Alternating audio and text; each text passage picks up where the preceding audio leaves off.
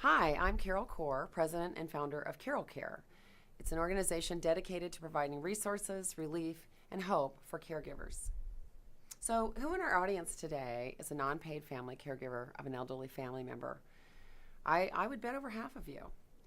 As a non-paid family caregiver, you most likely are exhausted, you may be overwhelmed, you may be overweight, and you may be ready to pull your hair out and seething with resentment. Here's what I want to tell you. Here's what I want you to know. You are not alone. Currently, there are more than 65 million non-paid family caregivers in the United States. And of course, because of the baby boomers, that number is growing.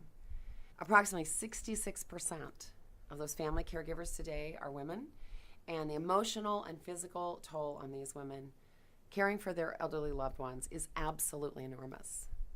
Did you know that caregivers provide free care for the aging, the chronically ill, and the disabled family members and friends? That combined value is estimated to be over $375 billion a year. That's billion. That's nearly twice as much as Americans are actually currently spending on elder care. Over half of the caregivers also have children at home or grandchildren that are living with them. No wonder we feel so overwhelmed, right? The potential impact of caregiving on your health as a caregiver is staggering. Stress has been shown to impact a caregiver's immune system for as many as 3 years after the caregiver's duties end, which increases their chances of developing chronic illness themselves. In fact, the level of stress is so extreme it can take as much as 10 years off of a caregiver's life. 40 to 70% of family caregivers have clinically significant symptoms of depression. 47% of caregivers indicate that they had an increase in expenses, which caused most of them to exhaust all or most of their savings. American businesses can lose as much as $34 billion each year due to lack of productivity from caregivers having to leave their jobs and go care for their loved ones. See, caring for your loved one can take a huge toll on your health, your finances, and your life. If you are not a caregiver, you most likely know someone who is, or you may become one soon enough. This isn't really something you planned for. Suddenly one day it just happens. Mom's doing great, living on her own, and then she takes an unexpected fall. Dad's caring for mom while still living independently, and then dad has a stroke. Grandma continues to live in her home and, God forbid, drive, but then one day she just can't remember where she lives. See, most of us never really plan on this, and unfortunately, most of our loved ones don't plan on it either. So, why in the world do I do this? Why do I talk about this subject? Why am I so passionate about the health and well-being of non-paid family caregivers? Well, I too was a caregiver. And after 12 years of caregiving, most people would be done. They'd just be done. But for some unknown reason, I ran back into the fiery building of caregiving. I ran back in there to help you. In fact, the first tip in my upcoming book, 50 Sanity-Saving Tips for Caregivers, is to put your oxygen on first before assisting those around you. That's our mantra and message at CarolCARE. You see, when you fly, why do you think they tell you that? In the case of emergency, put your oxygen on first before assisting others. They tell you that because if you are not breathing, kind of an important thing, if you are not breathing, you certainly cannot help your child or your elderly relative who's flying and sitting next to you. Well, it's the same thing in caregiving. If you aren't breathing and you aren't safe, your loved ones won't be either. It's absolutely mandatory that you care for yourself first. It's a truly lovely idea, and it's generous of you to give your time to care for this elderly loved one. But sacrificing yourself to keep your loved one alive is not helping anybody. You see, I didn't realize that rule till it was almost too late, and I nearly did kill myself. I want to make sure you don't do this with your elderly loved one. I don't want you to kill yourself to keep them alive. After 12 years, and my 3 old people, by the way, that's my affectionate term for them, I almost couldn't take it anymore. The rest of the family actually suggested, like out loud in their outside voice, that they were worried about me and that I was losing my mind. I was losing my mind. I was losing my mind because I could not take one more day of pills and oxygen and laundry and doctor's appointments and Depends. I couldn't take one more day of having Mom and Uncle Earl ask the same questions over and over and over again. Caring for your elderly loved one can be a lot like caring for a child. In fact, depending upon the condition of your loved one, they can be actually childlike. The difference is they're not cute, they're not funny, they're not little, and they're not compliant. They can usually be angry because you're now parenting them. Your mom, who always seemed to be so sweet, can become mean or sad or tell you no. And they aren't little, so you just can't pick them up and stick them in a timeout. And now, along with everything else you're handling, if you found a way to get the car keys away from them, you have a new job, driving Miss Daisy. Although it's great for the other drivers on the road, it's really bad for you and your already overflowing list of activities you've taken on in the name of caregiving. You know, many of our elderly loved ones grew up through the Depression era.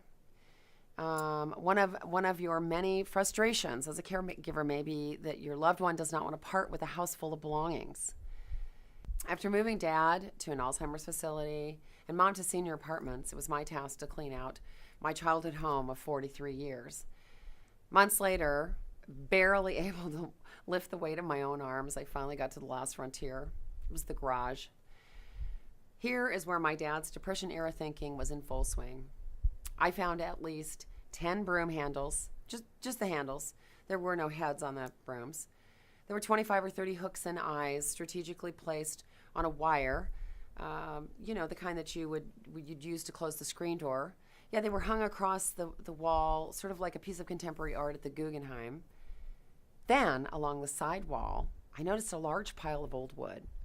All of it was covered with chipped white paint. What was all of this? Did my dad scavenge this from the dumpster in the alley? You know, he'd been known to do that. Sound familiar to anybody? I looked at it for several minutes, and then finally it came to me. This garage that I'd been cleaning out was built in 1975, after the original garage had been torn down. Oh my gosh. This was the old garage in the new garage. Thanks, Dad. Unbelievable. Well, you never know when you might need an extra garage. Once my dad was living in the Alzheimer's facility, Mom was living with her little dog in the senior community, and she started falling occasionally. So I got her one of those lifeline buttons. You know, the button that you push, I've fallen and I can't get up. Don't worry, ma'am, lifeline is on the way. I'm the first responder on their list, but they would never call. She would call. Then, of course, I would head to her house and I'd help her up. This happened several times, and finally I asked her, Mom, where's the button? We bought you the button so you could push it, and they would send somebody to help you. Where's the button? Where's the button? Oh, I hung it on the hook by the front door so I wouldn't lose it. Ah, gee, so cute and yet so frustrating. I know your elderly loved ones could be driving you nuts. And sometimes through this process, you feel like you're losing your minds, and at the same time, you feel so guilty.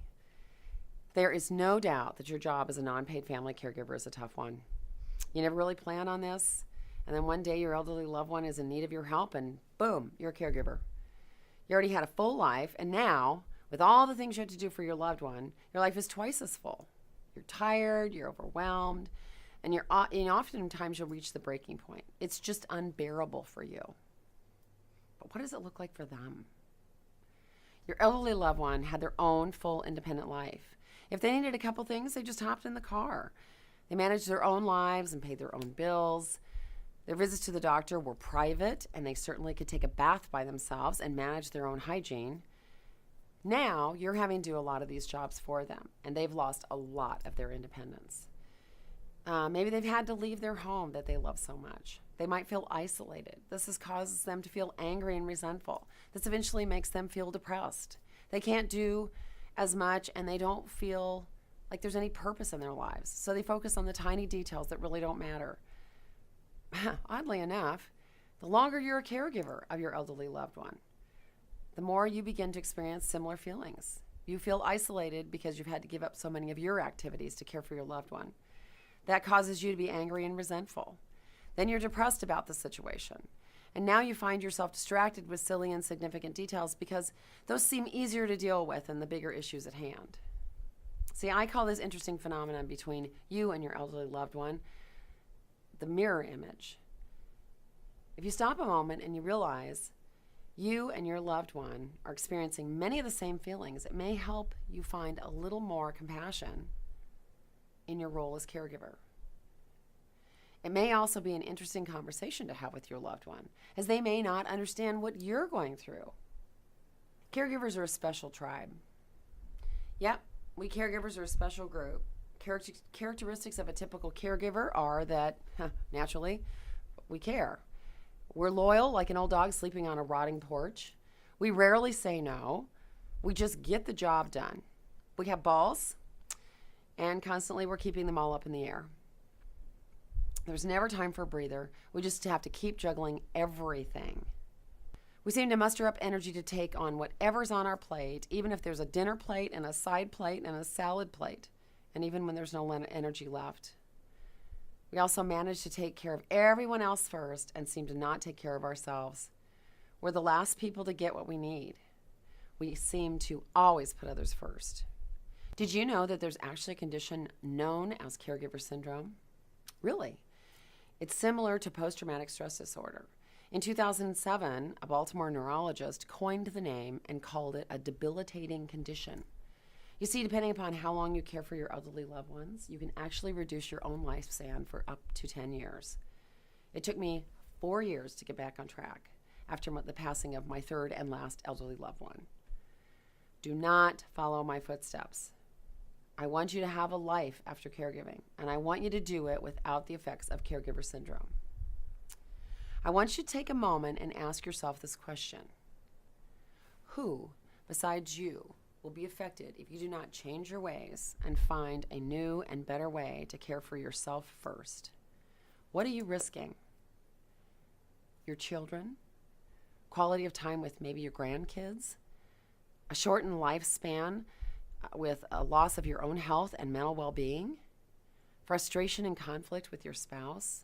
Maybe the loss of your job and income, and maybe your own retirement. Maybe it's one of these, maybe one or two. Maybe it's something else. Maybe it's all of them on the list. So take a few minutes, be really honest with yourself, and answer this question. What are you risking? I'll give you some time to do that, then we will share a few answers with the group, and at that point we'll spend the next 45 minutes reviewing 8 different steps that you can take that I guarantee will help you better manage your time and the time you are giving to your elderly loved one. It will eliminate some of the stress from your life, and you might even find happy again. And it will help improve your communication skills and lessen and alleviate conflict with your family, your coworkers, your spouse, and even your loved one.